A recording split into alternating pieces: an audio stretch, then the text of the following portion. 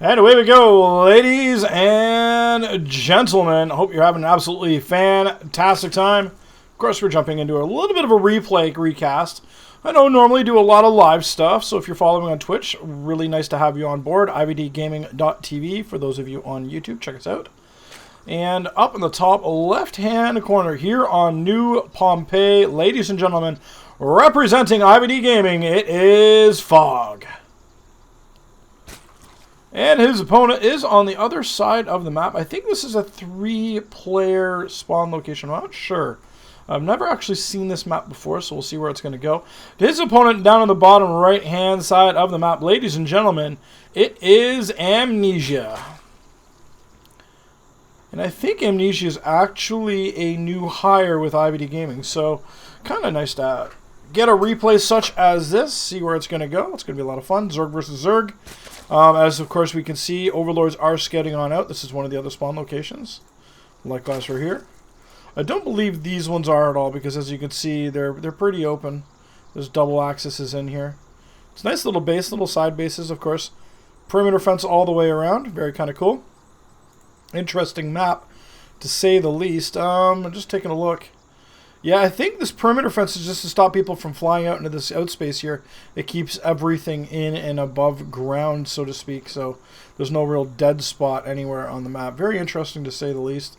Kind of cool to see these new maps. And Pompeii, interestingly enough, is one of those kinds of maps. Oh, there's that expansion we were talking about. Now, something I should note is that all of these expansions are very far away from the mains. Like, let's take a look at Phog's base.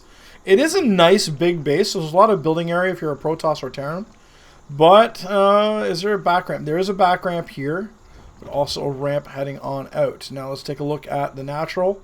Again, very exposed, so map awareness is going to be pretty big in this particular game. It's going to be very hard to defend, especially with the travel times between these these bases. You're going to need to put some creep down to connect the two to help speed up your travel times if you are going to be defending. So certainly something we need to be cognizant of. And of course, interesting little critters. We've got a crab beetle there. Nice little critter thrown in.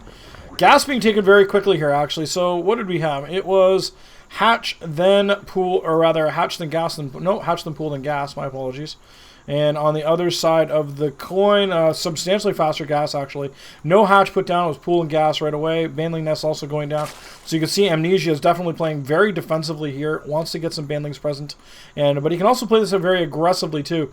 And this is where it can get a bit tricky. On this particular map, it's very hard to defend. I mean, as you can see, the travel time around, very slow when you're off of creep. So we, of course, have some lings going to surround that one...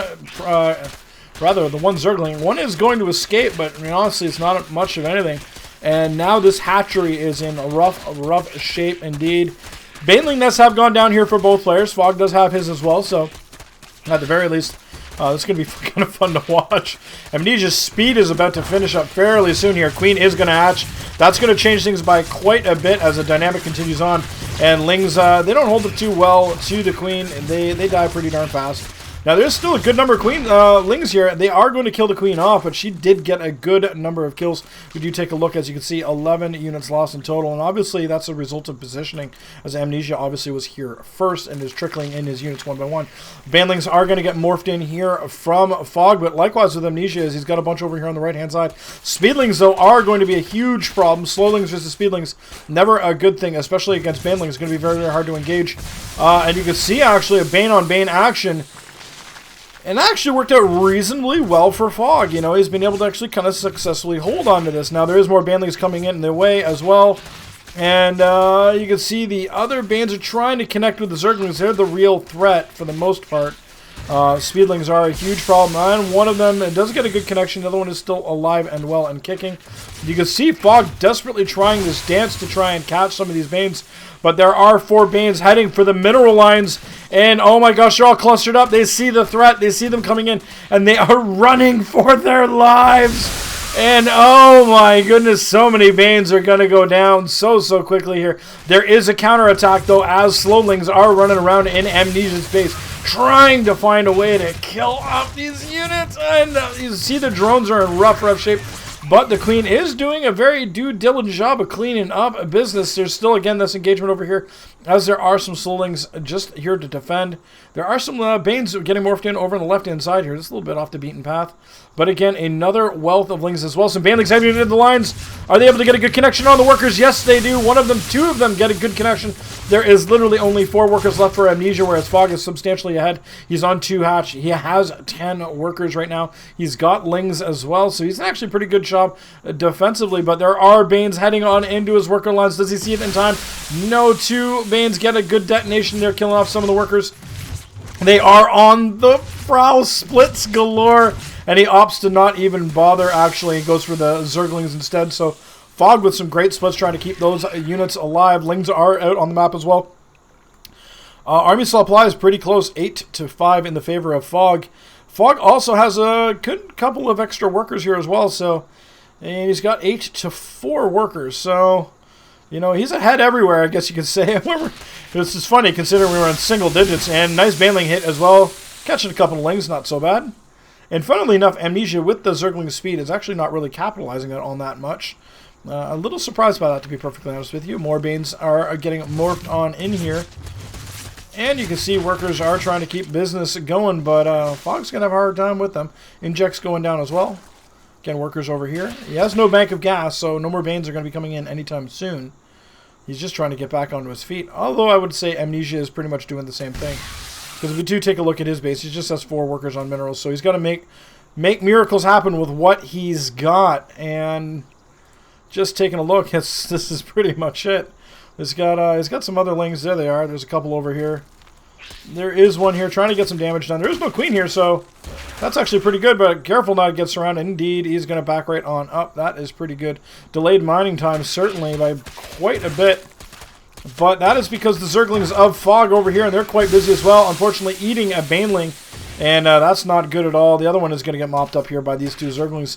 And these drones actually took care of those Zerglings over here as well, so things are starting to stabilize a little bit, but you can see both players just trying to make the most happen with what little they've got. Another Zergling, oh my goodness, not able to die. Another Baneling, not even a Baneling. Jeez, what's wrong with me? Workers are dying bit by bit by bit. Zergling's actually getting a good bit of damage done here by Amnesia. This is pretty much like the best clawback I've seen in quite some time. Another Baneling getting morphed here based off the very limited supply of gas that Amnesia has available to him. And again, trying to catch a couple kills, but not able to do so. He's going to back on up and loses a Ling in the process. And this game has just been absolutely non-stop frenzy as both players are just trying to make something happen. And yeah, it's Ling on Ling action. So now, yes, Speedlings generally typically get better surrounds, but so far economically, Phog has always been alive a little bit longer. He's been able to do a pretty good job. Now, he does lose a drone there, unfortunately. Lings are pretty darn good at hunting that down. But a Queen is defending, so that is going to keep things together, as we do see Phog on the counterattack. Not still getting Zergling speed is not an option. Just simply can't afford to take the workers and put them on gas just quite yet. And we do see the Lings heading on into the base here. Queen is going to have to defend like nobody's business here. And you can actually see he's using some of the Queens to occupy the Queen. Sorry, some of the Lings to occupy the Queen. The remaining Lings will go for workers and other Lings. That should pretty much do it, I think, in this particular game. If all the workers die.